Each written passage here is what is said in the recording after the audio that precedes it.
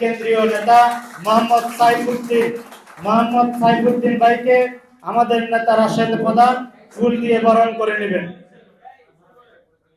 সাইফুদ্দিন ভাইকে ফুল দিয়ে বরণ করে নেবেন। এখন ফেনী জেলা বাংলাদেশের যুগ্ম আহ্বায়ক এবং প্রতিষ্ঠাতা যুগ্ম আহ্বায়ক, যার দীর্ঘ রাজনীতিতে অনেক লম্বা ক্যারিয়ার আছে, তিনি আন্দোলন সংগ্রামের রাজপথের নেতা।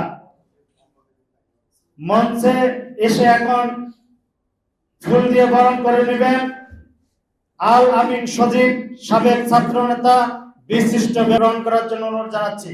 আল আমিন সজীব ভাইকে ফুল দিয়ে বরণ করবেন আমাদের প্রিয় নেতা রাশেদ প্রধান, সাবেক ছাত্র নেতা।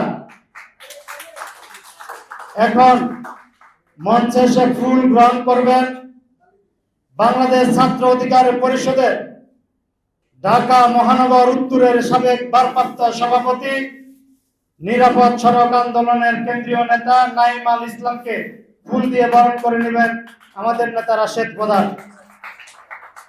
এখন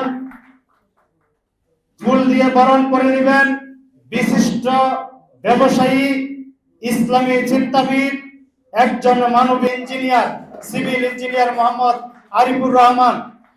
আরিফুর রহমানকে ফুল দিয়ে বরণ করে নেবেন আমাদের নেতা সিভিল ইঞ্জিনিয়ার, একজন তরুণ ছাত্র নেতা, যার তার জ্বালাময় বক্তব্য আমরা ইতিমধ্যে শুনেছি, কুষ্টিয়ার কৃতি সন্তান এবং সাবেক সভাপতি, তারুণ্য জাগরণ একটি সামাজিক সংগঠন, তার সভাপতি ইমরান হাসান প্রিন্স।